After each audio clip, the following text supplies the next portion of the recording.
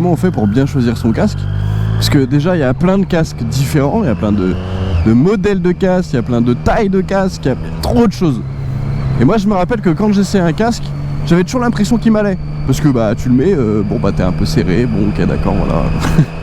Bref, alors comment bien choisir son casque? Et bah déjà pour commencer il faut dissocier les différents types de casques. Moi j'en différencie deux. Les casques intégrales et les casques jet. Et je suis gentil, je mets les casques jet parce que techniquement je les aurais même pas mis les gars, mais je peux comprendre qu'il y en a qui utilisent ça. Et après il y a une sous-catégorie dans les casques intégrales, il y a les casques sport intégral, il y a les casques classiques intégral, les casques routiers, etc. Les casques jet, honnêtement je vais pas m'attarder sur le sujet parce que personnellement je suis pas fan, j'en porte pas et du coup bah je me suis pas renseigné dessus, je connais pas. Mais sachez juste que un casque intégral, à la différence d'un casque jet, les casques jet c'est ceux qui peuvent se remonter un petit peu au niveau de la face avant. Ceux que, bah désolé je vais faire une comparaison pourrie hein, mais ceux que plein de gars en 1250 GS ont.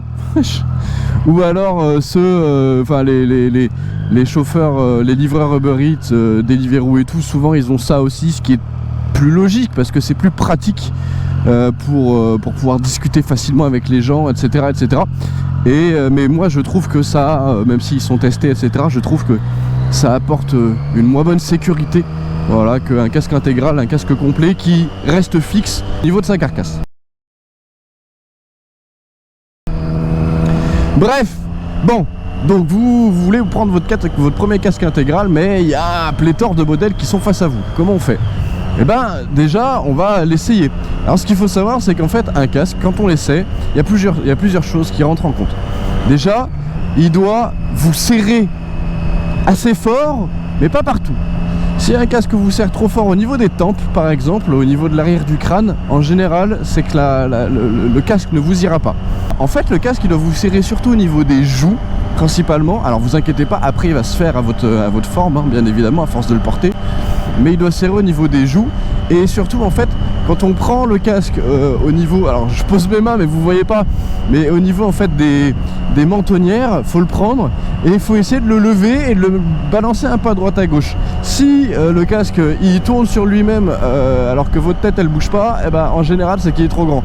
Si le casque par contre il bouge pas ni trop en hauteur ni trop à droite à gauche et qui est bien fixe à votre tête et que c'est plutôt votre tête qui bouge quand vous maintenez, le casque de façon générale devrait vous aller. Voilà, c'est assez rudimentaire, c'est assez vulgarisé, mais je pense que c'est la façon la plus simple de savoir si un casque peut nous convenir ou pas. Bien sûr, si vous allez essayer votre casque, essayez-le avec des vendeurs et je le dis, n'achetez jamais de casque sur internet parce que bah, vous pouvez pas l'essayer et du coup bah, des fois il peut pas vous aller même si c'est la bonne taille que vous avez choisie. Pourquoi je dis ça? Parce qu'en fait en fonction des types des marques de casques, eh ben, ils ont différentes morphologies. Moi par exemple je porte du HJC et je sais que les formes de casque Shoei ont une tendance à ne pas m'aller. Alors ça me fout le seum mais d'un autre côté ça fait du bien à mon portefeuille. Mais du coup bah ouais, c'est un peu chiant des fois parce qu'il y a plein de casques que je trouve stylés qui me vont pas. Bref, bon. Vous avez choisi votre marque de casque, vous avez choisi votre casque, vous avez essayé votre casque, plusieurs casques qui vous tentent, mais vous ne savez pas vous décider entre les 2 ou 3 casques qui vous tentent et qui vous vont. Et bah il y a une dernière chose qui va rentrer en compte quand on choisit son casque et à laquelle beaucoup ne pensent pas parce qu'on pense surtout au design. Mais moi je vais vous dire, avant de penser au design, pensez d'abord au confort, à la possibilité d'y mettre un intercom et à l'insonorisation du casque. Voilà, parce que quand on a une bécane, on roule souvent avec des bécanes qui font du bruit, qui sont déchicanées, modifiées ou quoi que ce soit. Et même si c'est pas le cas, et vous allez voir que même en balade avec une moto qui fait pas trop de bruit ou en road trip, au bout de 3, 4, 5 heures de roulage, des fois vous allez en avoir gros sur la patate et mal à la tête. Si vous pouvez éviter de vous carrer des bouchons oreilles dans les oreilles pour atténuer le bruit, parce que vous avez eu la présence d'esprit d'acheter un casque qui est bien insonorisé, vous me remercierez.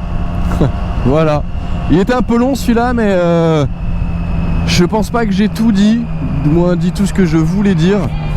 Mais bon, en tout cas, j'espère que ça vous aura aidé. Si vous avez des questions, posez-les en commentaire plutôt, j'essaierai d'y répondre, ou d'autres personnes de la communauté BroRiders essaieront d'y répondre.